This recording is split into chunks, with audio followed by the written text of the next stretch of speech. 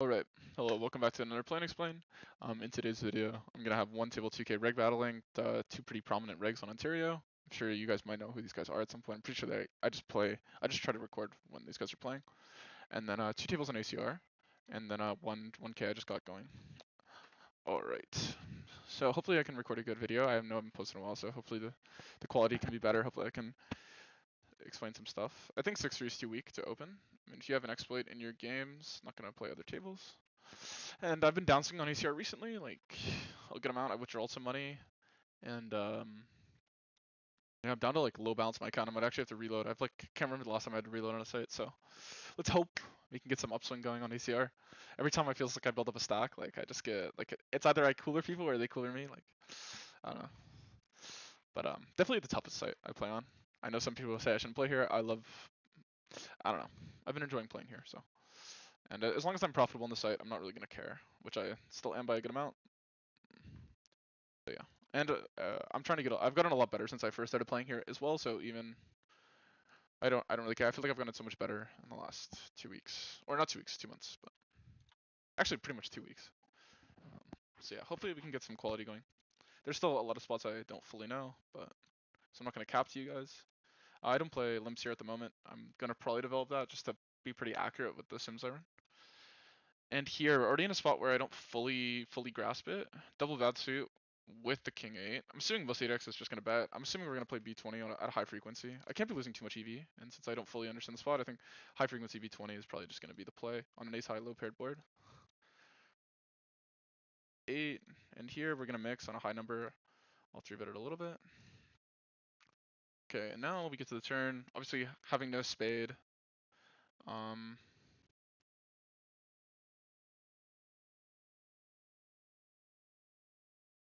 do think this is probably a board where we just b75 and merge, because we still want to bet our ace x that isn't chopping. Obviously, probably almost pure bet checking your ace x that does chop. By that I mean like anything below a 10 obviously is going to chop. Maybe you mix a little in just to be merged. Can't fold ace x with the club here. And I don't love the idea of raising it with the 7 of spades, because that's going to be the hand we're going to get the most equity now from folding out most of the time. So like if he has 7-6 of spades, it's going to have more equity than 7-6 of diamonds if he does choose to fold. On a 96, I'm sure this hand could get involved, so we're gonna do this. On a low paired board here, King Jack is probably just like slightly too strong. Obviously without a bad suit, maybe it's like it's weak enough that it could actually like merge, but I don't think King Queen off's ever folding, so yeah. And here he sizes up, which I don't know if I like, but I think we're just gonna call here. And definitely not leading here, because we're not gonna have as much ace-6 of clubs as him, I'd assume. We're gonna be defending mainly 10x, and obviously on the jack over. So well, it is a board where he's gonna check Baka a lot, so I could see like sometimes on boards, even if you like people focus so much on the equity advantage and not. Yeah, exactly. He's going to check back a lot of these hands. Okay. I could turn like 7x into a bluff if I had like 7-6 of spades or something, which I don't think I'd call turn with, so I don't know. Kind of yapping. Here I could call or fold. I don't really think he's repping too much, but exploitatively, I think I might fold this one. I think if I didn't time bank, I might have considered calling more, but I think it's a bit of a tell. I don't usually take this long. All right, here on a dry board. On the driest board possible, I think I like to play over better check here, like b175. If it was rainbow, I would just size down to probably b33. Mainly because the overpairs are just not going to get enough good runouts to really put enough money in the pot that early. And I think ace with the bad suit is just going to pure go for it. By that, if I fold out a hand like a7, a6 with a heart or something, it's not going to. I'm going to gain more EV from folding those hands out, and also I'm going to get called naturally more because he's going to have more suited ace-x that continues. So yeah, and I think ace-9 is like the main hand. So I think at a spot where your main hand, it's like I have to have very distinct blockers to even check. If you just pure bet ace-9 suited there, you'd probably be doing fine. Oh, Ryan left. Scaredy cat. Good game. I'm not gonna 3-bet him with a good game. Could be a cool leveling thing, but yeah. On the 9 of hearts, on this board, opponent should size up. This guy likes to play a small size, which you're never gonna really lose too much EV for until you start getting punished. And your opponent has to be really calculated to punish you, because otherwise you can just start reverse exploiting you. If he thinks you're just an idiot, then all of a sudden you can just catch on what he's doing pretty quick. So you kind of have to like build a strategy to exploit someone, so they can't really counter exploit you as easily. But That's the point. Here are two overs. I just think without a heart and like he's gonna be like betting queen 10 and stuff like this. I don't really care to yeah. And then hopefully he gives me my button. Last hand. Where is the emoji? Awesome.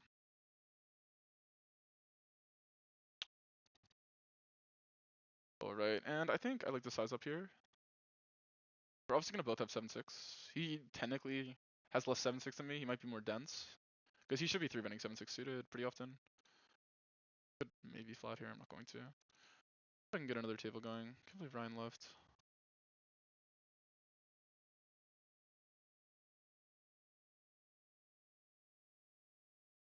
Alright. I think I probably want to be polar here. I think he's easily for him to check 3 and 4x. This guy does. Like I think people in general, not just him, would like to bet here. Like they're not going to defend their checking range enough because they do expect to see a lot of checkbacks.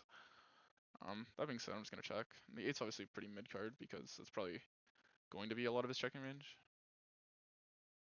Just bluff here. I don't expect a small size because I think he knows that I'm just going to have to call all ace-x. But at the same time, do I really want to fold to a small size? Here I defend because it's a min open. It's probably not the best play, but whatever. Now here, I think if you're sizing up this hand, just never needs to bet double bad suit, jack 9, even on 100.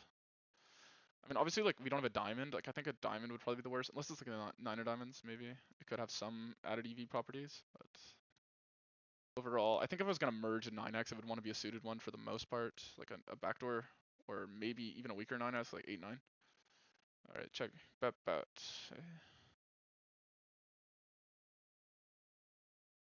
Here, I'd probably want to raise more with the jack of diamonds because I'm gonna be checking back more jack 10 off with the jack of diamonds, and I'd probably want to raise big. Yeah, I'll just fold because I don't expect this size to be bluffed enough. If he's helping me, well played. I do like raising here with the 8 of diamonds, simply because he's gonna like let's say if he's range betting. Usually top bottom wants to play pretty passive, but if he is range betting, he might want to call some of these 8-9 of clubs, 8-9 of spades type hands, like just any 8x that has a backdoor flush draw. So I'm gonna get some super added EV from having 8x in my raising range, and the only real 8x I'm gonna raise in my raising range. Okay, obviously not the greatest card on the ace. I think we're just gonna check a lot. I think this hand's just like a pure easy check. Um, yeah, we're just gonna get killed by betting this hand. I think you would probably want even an 8 of spades or a king of spades to bet this hand.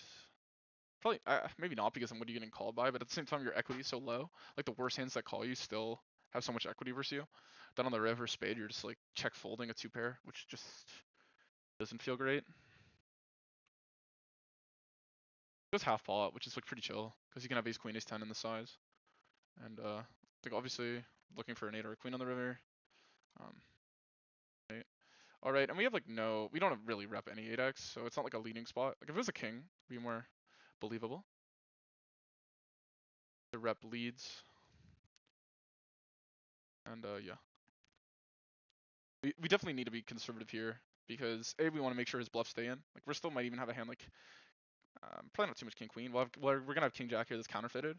So if he has a hand like 10-9, we want to make sure that he actually has to bluff them. If we just start jamming, like it's like tempting to lead on a paired card. And then here we're obviously just gonna go for the jam. Like it's really believable that we bluff because we could easily bluff king jack here. But I want to tank to make sure he knows that like I could do that. Does seem like an induced size here. Like is he really going for ace queen value? I mean like all ace-x chops. I mean maybe he likes to bluff for these small sizes, so it could be like 10-9 just trying to get me to fold this hand. But yeah.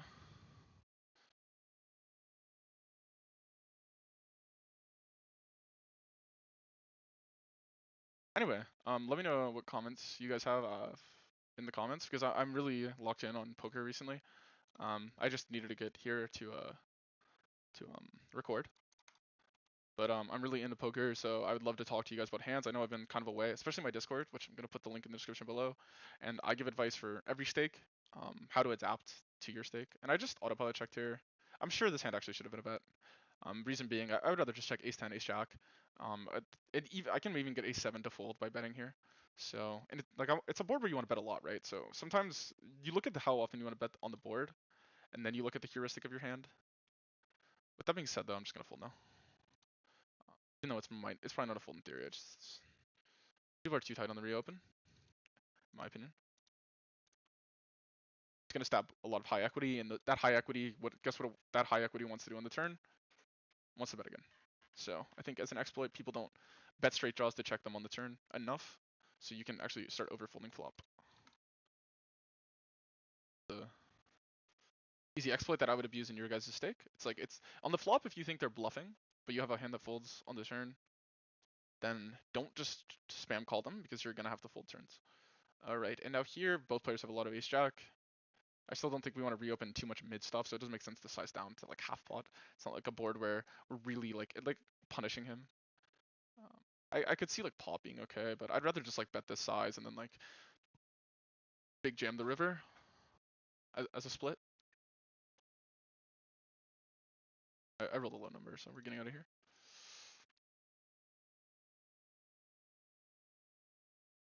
Trying to see if we have other games I could sit. Doesn't look like it, but I think 3 tables should be enough for now. I have no time bank, so on the ACR table, so. But yeah, I'll try to review interesting spots. I don't think I've had any where I've been super confused. I like to review spots where I genuinely have little clue what I'm doing. I would say the queen. I'm more interested in flops recently. As I feel like if you're not accurate on the flop, it's very hard to be accurate on the turn and river. I feel like my fundamentals for understanding why a hand bets is good, but I think I do struggle with just like being raw accurate. I think that's the biggest thing in my game. It's just not being accurate enough pre-flop even. So I think I have good fundamentals of like why a hand should do this. And sometimes obviously I'm wrong. I'm human, but or I'm not Linus. Not just not human. I'm not as good as the best humans, but yeah. Fundamentals can only get you so far. At some point, you just have to be more accurate. So especially pre-flop, because if you're not pre-flop, it's kind of a disaster, especially when you're three betting these marginal hands, because it completely shifts your strategy if you're like super. If you only actually have 5 hands, versus like you have some coverage on all these boards, and I feel like I need to make sure that I can actually learn how to exploit also if my opponents aren't doing this, which a lot of them aren't. So I know I'm kind of yapping while I have no hands to talk about. That I do know is an open.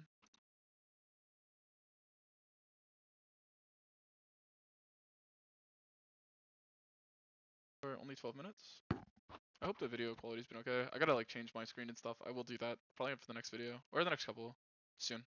I'll be trying to improve my quality. Right here, I think like you can't do this pure, but we will be rolling if nothing happens. I wonder, I don't know how it is this is a squeeze, so I'll probably be taking a look at this. I'm just gonna roll though. I'm sure my hand plays okay multi-way. It definitely benefits, but I do think villain here is gonna be full. Maybe not. Maybe it doesn't fold too much 8s and 7s.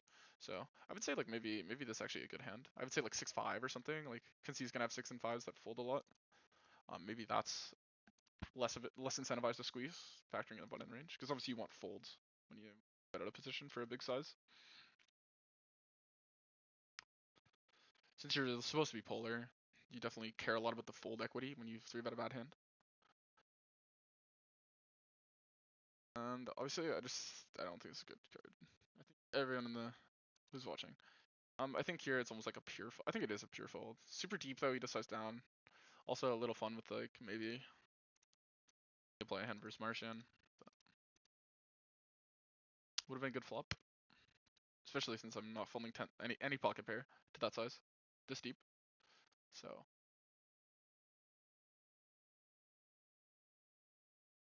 sure this mixes 60. I think so. I think like if it was these positions, my opponent's actually opening a lot of 9-8. Like he's not gonna open Queen 9, but he's gonna open Queen 8. So I'd rather 3-bet Ace 8. But I think here he's actually gonna start opening Queen 8, 10-8, stuff like this. So the 9 becomes better than the 8 again.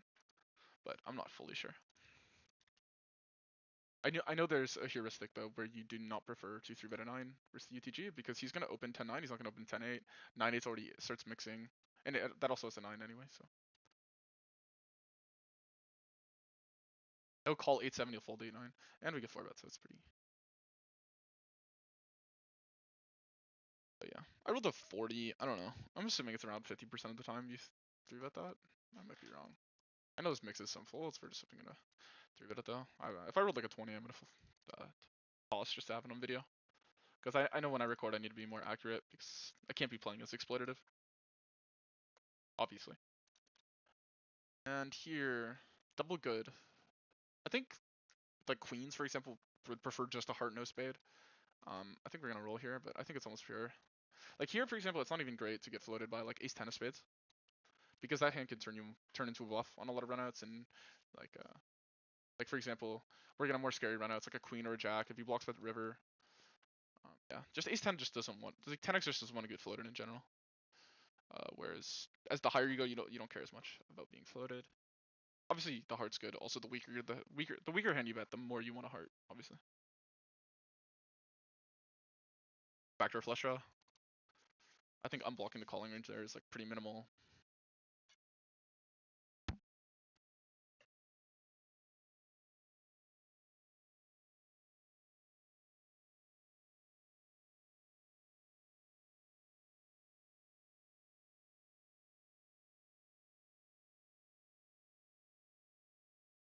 Off, just gonna fold.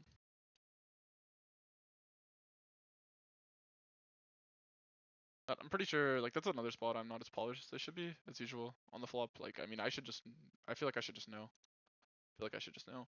King 10 here. I think 10 of clubs might be better. You just want to see bet a lot. And now for raising, do we want the 10 of clubs is the question.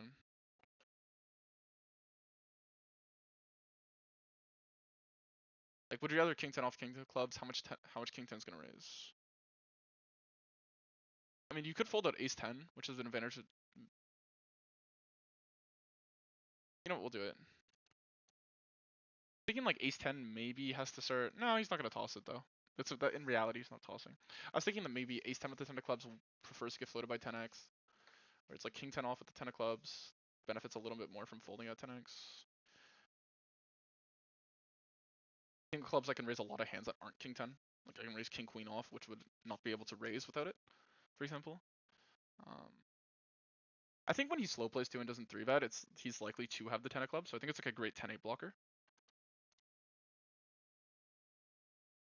I'm gonna hit a lot of Jack 10 here, which I can bet. So I don't want to overbet, because then it's like, okay, dude, this guy's repping just 10-8. It's kind of stupid. Still want to put pressure on him with my Jack 10. My Jack 6 of clubs, my flush draw. Obviously, flush draw is a bluff. I still want to bet queens here. I mean, if he raises, I can just happily fold. But my hand's not gonna play well in the check. Like I'm not gonna be. I have to front load my value in the sense of like look, for example, if I had queens here, I can't get value on the river. So I'm just like not getting as much of the pot. Like even though like the board looks scary, because I'm beat a lot, I'm also gonna be beat a lot on the river. I'm actually gonna be more often on the river.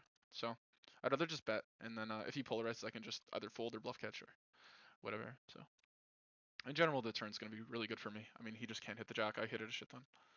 Um, I was thinking it's good for me to have some non-king of clubs raises, and obviously king 10 with the 10 of clubs is gonna be the best. So I like raising that because, for example, I had the king of clubs. I'd rather just call. I think because I can raise king queen off and stuff like this, king jack off with the king of clubs a little more often. Obviously, I want to raise a lot. It's not like that great of a board for him. Like I have 10-8 offsuit, so at a frequency at least. Here, I'm sure there's some I'm sure the seven's actually like kind of okay because shouldn't block too many of his folds. Old people just don't really feel like they need to bluff that spot because people just pay them anyway. Everyone just pays that spot like they have bluffs because people just love calling. So people just don't really need to bluff. So overfolding is always going to be pretty good.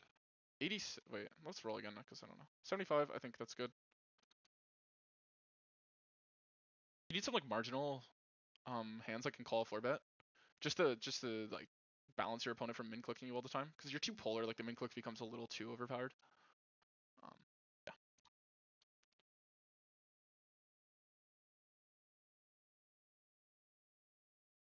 You can just 4-bet you a lot more. I'm assuming you don't have like these like hands that can call easily because you're just like basically jams or folds at this point. Your flatting range becomes a little too predictable.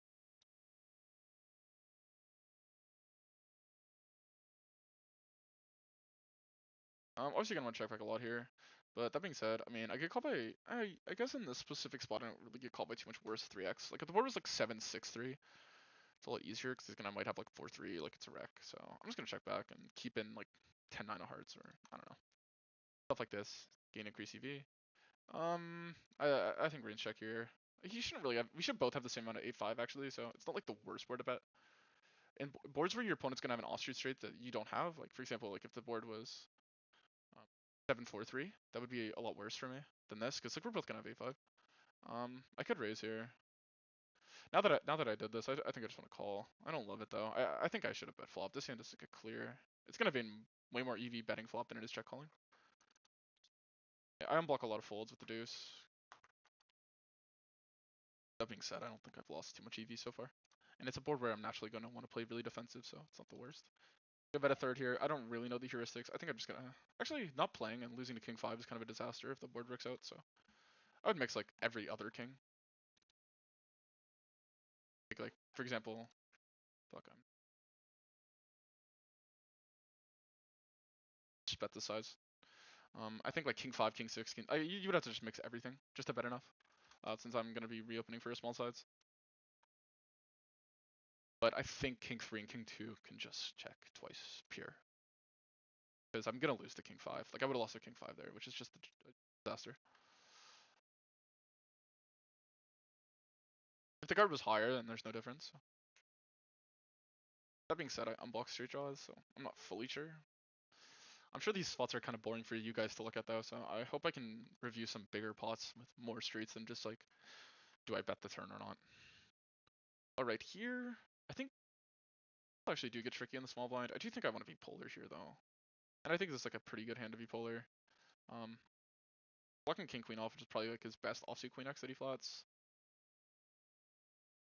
I might check back. It's life. I do wish I bet. I think I could check like jack 9 of clubs and stuff like this and king jack of clubs, but I think like the gutter backdoor flush draw should just be betting.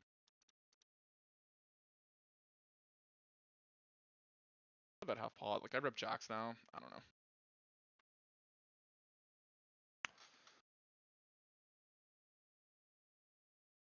Not the best at playing versus small blind because everyone's range is different, so it's like pretty unrewarding to like super study it at the stake. I think higher you go, where people are actually kind of a little more predictable with their ranges, playing more efficiently. Low stakes, it's like, okay, this guy flats just pocket pairs. Okay, this guy knows people flat just pocket pairs, so he flats like a lot of non-pocket pairs to like reverse exploit you and then bluff on low runouts and then trick you on high runouts. Like there's a lot of different things going on, which feels really unrewarding to study sometimes, but definitely do need to be taking more of a look at it. I'm sure in theory this hand should. We are super deep. I'll roll. Keep him a little honest. I do think he's probably a little tighter than he should be, but at the same time, I don't think he's tighter than he should be. I think he's definitely gonna have bluffs. I think he's gonna be higher equity than he should be. But that being said, deeper you definitely do need to be a little more high equity than just pure polar. Let's try another ACR table. And when he goes this small, I don't think there's anything else to do. I definitely don't want to raise and fold out like 8-9 of spades or something stupid. So we're just gonna call. Not even like I'd rather just keep king queen in. He's not gonna really bluff king x here. I mean he might, but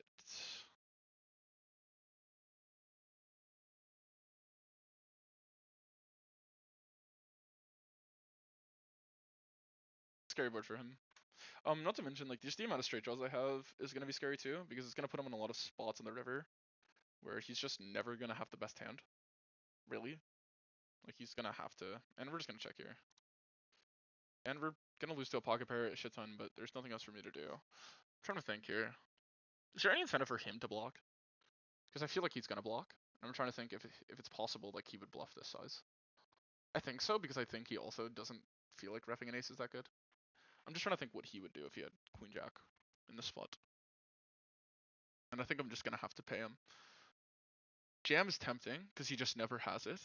But I think I would rather like still just to be careful have a king 8 of spades and king 8 of hearts, or not hearts, but I guess it's just king 8 of spades. But it's not like the king matters. Like I could just pick other 8x of spades too. I don't fold any 8 on the flop.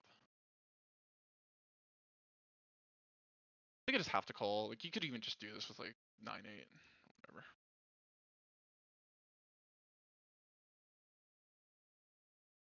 hard to know.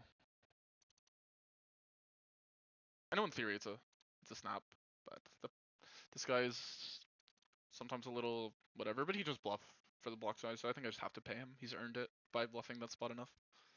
So well played. Like some guys never bluff that spot, and they when they do bluff, they want their bluff to work, so they size up and they just end up giving massive tells. Because I mean, people are very good at like splitting their value. They're very bad at splitting their bluffs. I find from experience. So for example, there's a lot of people here that like when they have a hand that could do either, they want the bluff to work more. They just want to bet big, so it goes through. And they're not thinking, oh well, I need to have some bluffs in my block range, and because they just feel like they're gonna get called by everything I have. Because I don't really have any perceived folds there. But that being said, this guy's earned it. So he deserves to get paid because he's bluffed that spot a lot, or just random blocks. I don't know why I don't have a stack here. I do have 10-9 off, and he doesn't have it as pure, and I have definitely more density, so I could see leading because you want to lead on boards where your opponent checks back a lot. Will I fold out any ace-6 of clubs by leading here? I don't think so. I think my hand's a better check raise.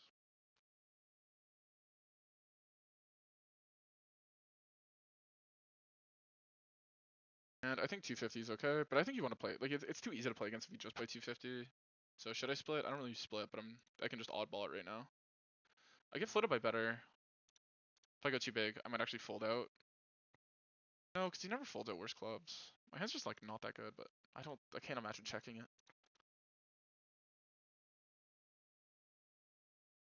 Like the properties for betting suck, but I also just think the properties for checking suck, which make it an okay bet.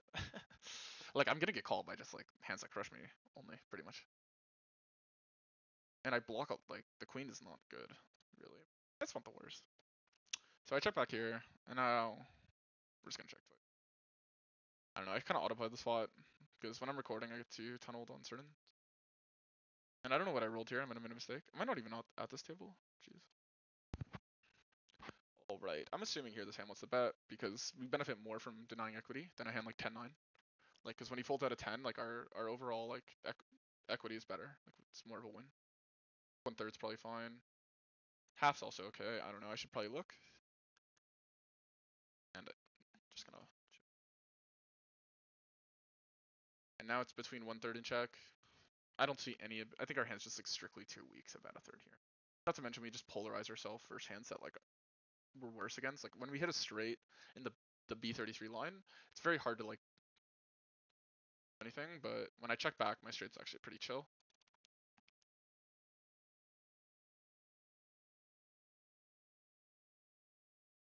And I don't think there's like obviously like any explanation here. You guys can kind of understand what I'm doing. But I just call there. I'm just doing too much to fold. The guy could watch the video and just spam block that spot for the rest of my life.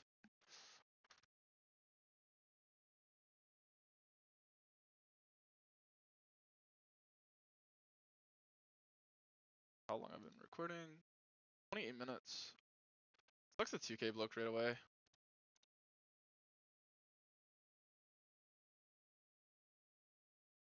Guess it's life.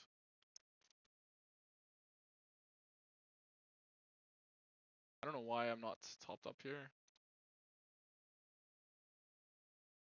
I think it's a queen 4 to queen deuce that's gonna 3-bet sometimes, so we're just gonna call this mainly. I guess I would have I probably just called it. Play a couple more hands to 35 minutes and then I'll find some spots at the video. But I don't think anything too interesting happened, so I think versus C open, especially since he goes to 2.4, we're just gonna maybe 9-8 starts to get there. And here there's just gonna call. I mean, if you make a read that he's range betting, you can get pretty crazy. But that's just an exploit. I don't know why I showed notes. That's really unfortunate. Very outdated. I haven't taken notes in forever. Now, what's higher equity? I think just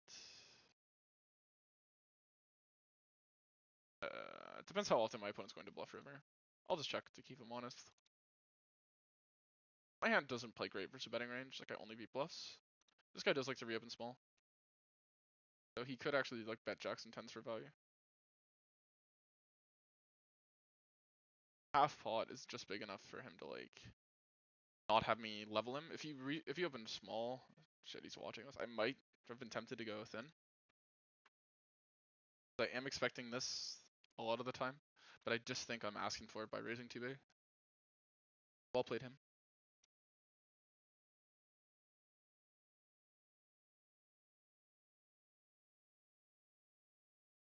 Table's going. I'll probably record a little bit longer. Yeah, I kind of, because you need to keep him honest, because also like I should be just like really attacking him from reopening the small and making him fold. So you do want to go thin, but I'm just like worried that like it could be queen nine sometimes. Yeah, but probably not enough. Like realistically, I think he's gonna have to call so much stuff like this if I just start bluffing him. So I probably should have raised it, but I'm just scaredy cat.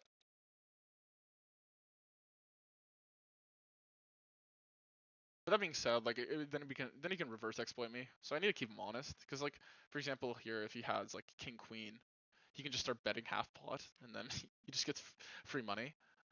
So you need to keep him honest though, in the sense of like he can't really exploit me if I'm willing to just call queen seven.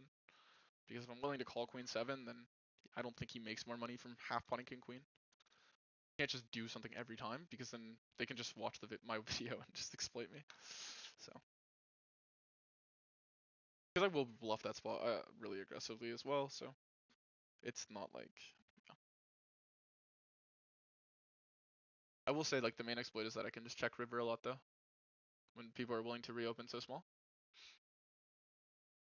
Because I'm really not indifferent to just go get my value on the river with my queen x if I know my, because what am I getting called by? 8x.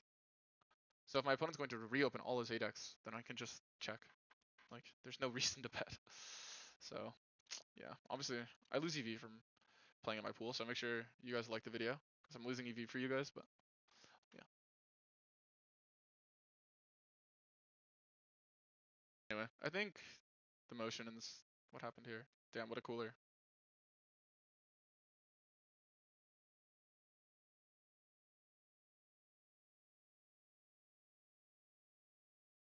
But anyway, thank you guys so much for watching, and I'll see you in the next one. Actually, I'm gonna review the video, so like some hands. I'll find some. I'll find something for you guys. So maybe it's just a flop. Maybe I'll just literally explain a flop for you guys that I was confused by, or not confused, but curious about. But yeah, thank you guys so much for watching, and I'll see you in the review. This one might be kind of scuffed, but we're gonna do the review for the Queen 8 or 9-7 board here. Interesting, your opponent can actually play a lot of here, which I'm not really gonna get into, but it's kind of interesting that you have a lot of zero EV leads. I guess it's normal. Anyway, yeah, so I was right. You do play a larger size on this board. Obviously, my hand in game, not betting too much. I'm assuming the EV is decent though. Jack 9. And we're gonna review the spot though, really. Yeah, so the EV is minimal, but that's just beyond the point. Let's look at the spot in general. So first thing I like to do when I'll show you guys a little bit of how I study. We're gonna do top pair, and we're gonna just look at the strongest hands on this board, and we're gonna see that obviously we're still betting close to the actual overall frequency on the board, which is, so we're betting like, obviously you're gonna be betting if you're playing a big bet strategy, your strong hands are gonna be beating the frequency. So the first thing you can see is like obviously you're betting the two overs a lot. Ace of diamonds doesn't like the backdoor suit, because it's gonna probably be a higher checking EV. Easy way to compare it is just compare it to the double bad. So even though this hand is higher EV, obviously it's actually still gains EV from betting, but I think you just do this to stay balanced, if anything. So when you see a heuristic like this in your guys' game, no one's actually gonna be exploiting you. And if I don't have a YouTube channel, no one will be exploiting me. So you can actually go ahead and probably just pure bet this, but I just like to play according to the sim just to have it. But you see the hand actually gains more EV, but you're kind of checking it for other reasons, because you would probably be gaining less EV with your strategy if you were to pure bet this, but it really doesn't matter. But yeah, so go ahead and just bet your aces, bet your kings. I'm assuming if you're watching these videos, you're probably honestly maybe even a more aggressive player, so get the value combos in there. And trust me, if you play the strategy, your opponent's gonna feel like you have enough checkbacks anyway. But yeah, kings likes betting with the backdoor flush draw suit a lot. It actually likes checking more with the heart, and then obviously Yeah, the heart matters more than the backdoor flush draw suit because you see when you have the double, you still like betting. But yeah, I could go into why that happens, but that seems like probably a waste of time. But uh, king queen, it's like inverse. I'm assuming this is like some weird blocking effect because you do vice versa with your kings. You want to balance with your king queen.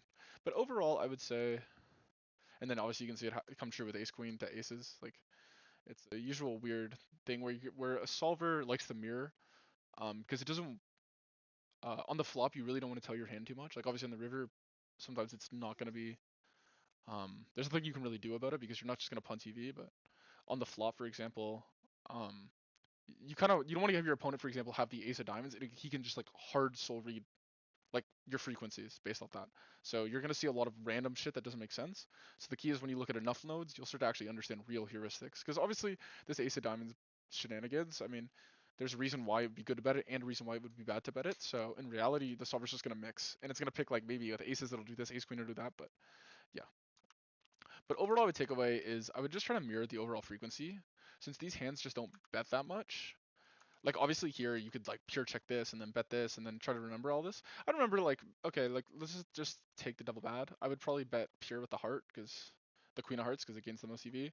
And then I would just mix like oh like if you do really want to play like a strategy, if you roll like a 20, then you could probably just check it. I would say that's probably a simple way to do this. But what does matter, I would say the jack of diamonds. Um, then it's 0 EV, but I think it's a pretty clear heuristic here that you can check the jack of diamonds. Queen 10 of hearts likes only betting with a heart. That's easy to remember. Um, yeah. Mixing with the queen of hearts and because you have enough queen of hearts betting, and then 10 of hearts it likes betting because the hand likes the front loan its value. Queen 9 mostly betting, two pair checking, and yeah. But anyway, strong value. You see, we're kind of wasting our time here, and we're gonna go to what I like to do. I hope this will be worth it for you guys. Otherwise, maybe I'm just wasting my time. But I think I get all the merge here. This is just looking at the merge value hands. So sometimes you can see, obviously, with our middling holdings, we're very, very rarely merging.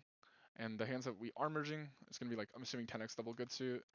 Um, when you see Jack 9 suited, man, that just shows that my hand was probably fine. The difference between a hand like Jack 9 suited and Jack 9 double bad, in my opinion, I don't know, I might be missing something because it doesn't really matter. The only difference is Jack 9 double bad suit will block Jack 9 suited twice, whereas Jack 9 suited um obviously can't block itself. Does that make sense? I hope that makes sense. Like the Jack of clubs and the Jack of spades is the same hand. Only when it's paired with the 9 of spades, the only difference is it'll double block. Like for example, if I have Jack 9 of spades, my opponent can have Jack 9 of clubs. If I have Jack 9 double bad, my opponent can't have either. So that's the only time where if you're confused by that's usually a reason why. And if that heuristic pops up when your opponent doesn't have the suited hand, then I don't even know what to tell you. I'm not there yet. But yeah, ace 9 merging doesn't like the ace of hearts because I'm assuming you're gonna unblock a little bit of calls.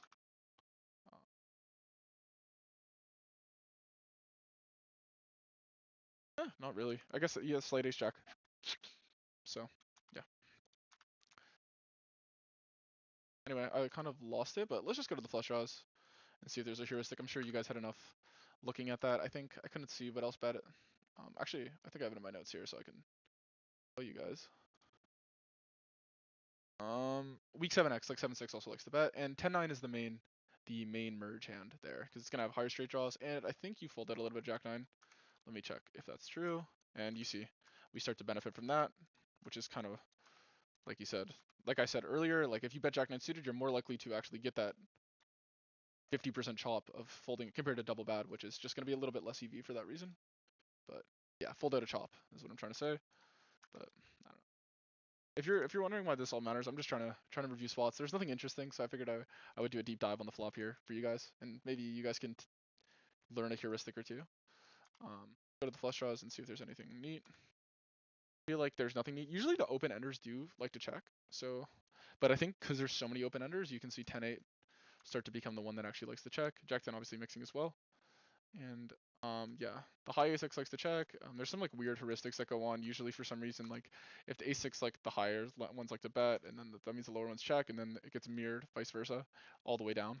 And I think this is due to just like what your opponents have in the matchups, but it's really irrelevant. In general, what I like to do, and this is I'm putting you guys on game here, is look at the compare EV tab, and then you can just tell, okay, Queen 10 really likes the bet. Oh shit, I don't want to move this. Okay, queen 10 really likes to bet. What's it called? Ace queen really likes to bet. So you can really start to see 5-4 really likes to check. And by doing this tool, you can really understand. Okay, like because if you just mix queen 3 here and then check king 3, sometimes you're probably gonna be fine. I mean, the importance is maybe I would roll a little bit. Um, Let me go back to the flush draw. Okay, this heuristic is gonna be weird because I have the top pair. So let me do no made hand ace high in this, and you can see you're actually betting the flush draws a lot. Obviously, like the low queen x does like the check. So if you're as long as you're hitting this frequency and then you kind of remember the obvious hands, and then you just mix like I don't know, 70 to 30 with the rest, you're probably gonna play the spot perfectly. Um, how I like to see it anyway. I'll look at my notes for the straight draws, but in general, it's weird here. Usually you don't like, but it seemed like only the 10 of diamond matters. A thing with straight draws is usually the reason to bet a straight draw is you deny a lot of your opponent's backdoor flush draws. So when you block the backdoor flush draw shoot, you're less inclined to bet a straight draw. Because think about a matchup like heuristically, right? Like if your opponent has Jack 5 of diamonds here, and I have Jack 10, right? Or it says like 10-5 of diamonds or something, right? I'm only gonna get stacked by that hand. Like I'm never gonna really make money from that hand. So when I do bet it, so when I check back, I like to know that he can't have that hand, if that makes sense. So I bet the other ones, the ones that fold out 10-5 or something. I hope that made some sense.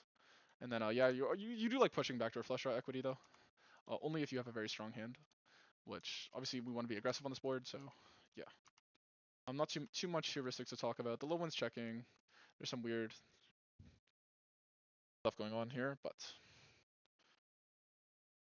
anyway, all this stuff is kind of whatever, and I'm getting into the most part, which is why I like to break it down like this, is because now we can focus on the air portion. And the air really teaches you how to play like half your hands, because if you see half our hands here almost are going to be air. And when you get rid of all the other stuff, you can really tunnel in the air. So now that we're at the air, you can see only ace king and ace jack like betting when you have the heart kicker, because you obviously want to unblock the stronger hearts and their better checkbacks, but you still get the backdoor flush draw equity while unblocking your opponent's calling range with worse. So since your opponent's going to obviously be calling these hands, you don't want to block them, but you still kind of it's too weak to bet without the backdoor flush draw. So a compromise is betting strong aces when you have the hard kicker, and then vice versa. When you have weak aces, you don't want to get called, so you'd rather have the hard kicker. You can see ace 10 and ace 8 just stabbing very often. Ace 10, I believe, just cares about the 10 being the good suit. And then, I don't know, maybe I'm all over the place in this, but anyway, I'm posting it. So let me know. I'm expecting feedback. And then weaker ace X just wants a heart. And the weaker you go, the more you mix with the heart kicker. Always betting with the ace of hearts, though. These hands are just going to gain way more EV from betting. Oh, I want to do this. High low like Jack X. Usually it's also Queen X in this. Usually likes to just stab with the backdoor flush draw. And then yeah. But the key is, I think overall, if your hand is pretty bad, just check. Like a lot of people overthink it in these spots. Usually the 3 and the deuce X just due to unblocker effects, like to just stab because it's like an equity win. You're just gonna unblock more folds than if you have a hand like King 5, which is why you see you bet King 3, just because your opponent is going to have more 5x. If you see like he's gonna have these 5x folds where they're not really as often. Sorry, I should be here.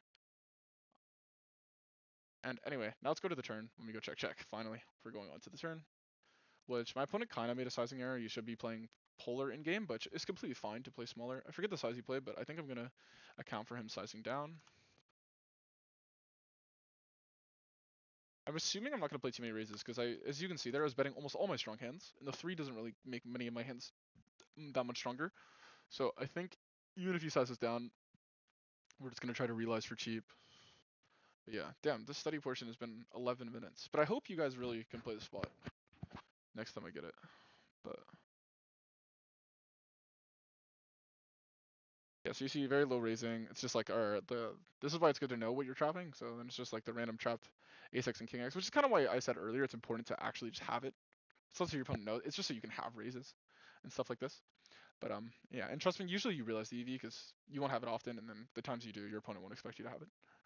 Um, yeah, but I called. I don't know if that's exactly the size he picked. I know he went half pot on the river, and I don't even know if it's king of spades, but give him a V50. It's weird though when he B50s because I think he was like maybe going. It honestly looked like a bluffy spot in hindsight, but yeah, he's still supposed to bet queen x really aggressively, and jack 9 is supposed to call.